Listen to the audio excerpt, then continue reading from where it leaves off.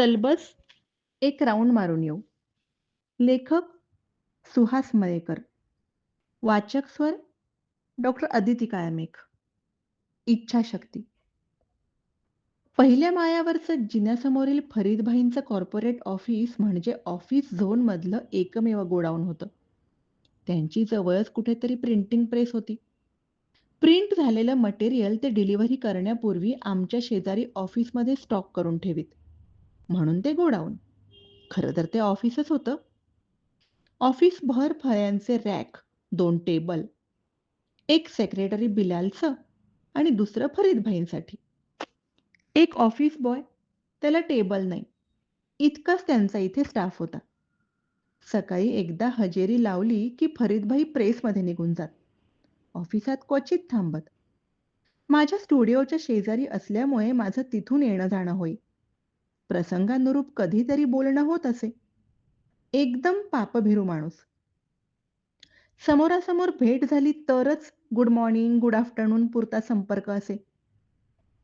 फरीदभाईंचं office सोडलं तर गुढीपाडव्याला प्रत्येक ऑफिसच्या दाराला तोरण लागत असे.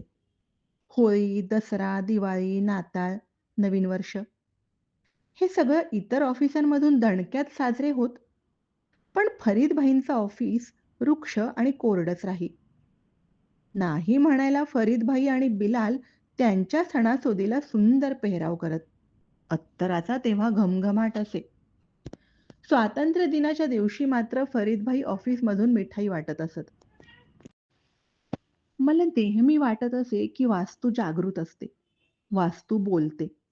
तर मग सोज्वळ सात्विक फरीदभाईंच्या त्या वास्तूला वाटत नसेल का की आपल्याही दाराला तोरणं लागावीत, दारासमोर रांगोळी काढली जावी, सुगंधी फुलांनी इथंही दरवळावं. श्रद्धा म्हणा हवी तर. एखादं घर, एखादं ऑफिस, एखादा परिसर, एखादं गाव नुसत्याच पुरुषांनी गजबजलेलं असेल तर ते परिपूर्ण वाटणार नाही. किंबहुना एकही पुरुष नसता फक्त स्त्रियांनी भरलेलं असेल तरीही ते रुचणार नाही. निसर्गाने हे दोन घटकच मुळात एकमेकांना पूरक असे बनवलेले असावेत. मी या मताचा आहे. ऑफिसातून 5-6मध्ये एक तरी स्त्री असावी किंवा 5-6 जणींमध्ये एक तरी पुरुष सहकारी असावा. त्यामुळे नीटनेटकेपणा येतो. एक कार्यालयीन शिस्त येते. फरीदभाईंचं ऑफिस असंच अपवाद होतं. स्टाफ सगळा पुरुष होता. सफाई कामगार आणि कचरेवाला सुद्धा. त्यामुळे स्वच्छतेचा, नीटनेटकेपणाचा अभाव होता. एकदा काय झालं, गृहकर्जाच्या दिवाळी सणाच्या जाहिरातीसाठी आरतीचं ताट घेऊन दारात उभी राहिलेली एक सुवासिनी. तिच्या पाठीमागे तिचा पती आणि सुंदर सुशोभित घर असा विषय घेऊन एक त्वरेने परंतु सकस फोटोग्राफी करायची होती. दिवाळी 10 दिवसांवर येऊन ठेपली होती. सणांच्या जाहिराती, त्यांचं बजेट हे नेहमी असं घोड्यावर बसून येत असतं. प्रत्येक सणाच्या आधी जाहिरात एजन्सीमधून तुम्हाला अशी कामाची घाई, गडबड दिसून येईल. माझ्या स्टुडिओत क्लायंट आणि आर्ट डायरेक्टर सोबत मीटिंग झाली आणि आम्ही कामाला लागलो. फोटोग्राफीसाठी फिल्म स्टुडिओ घ्यायचा म्हणजे घराचा सेट उभा करावा लागणार होता. फोटोग्राफीसाठी एखादं सुंदर आयतं घर निवडायला वेळही पुरेसा नव्हता. एक गंमत झाली. क्लायंट आणि आर्ट डायरेक्टर माझ्या स्टुडिओतून बाहेर पडताच त्यांची नजर जिन्याच्या समोरच असलेल्या फरीदभाईंच्या ऑफिसच्या दरवाजावर गेली. आम्ही तिघांनीही चमकून एकमेकांकडे पाहिलं. जिन्याच्या समोर मोकळी ऐसपैस जागा असल्याने असेल कदाचित, छान सूर्यप्रकाश दारावर पडला होता. लाईट आणि फोटोग्राफीच्या दृष्टीने मला तर एकदमच छान वाटलं.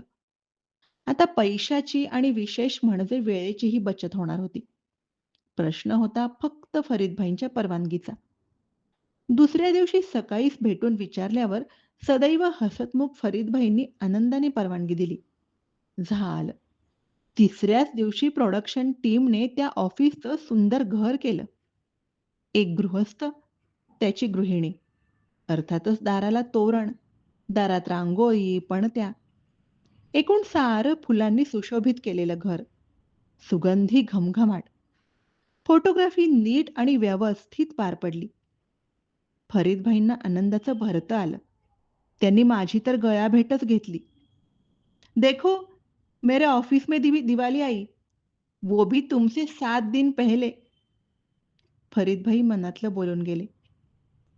इच्छाशक्ती माझी प्रबळ होती की फरीदभाईंची? की त्या वास्तूची?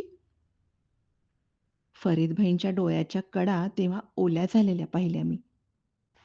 धन्यवाद.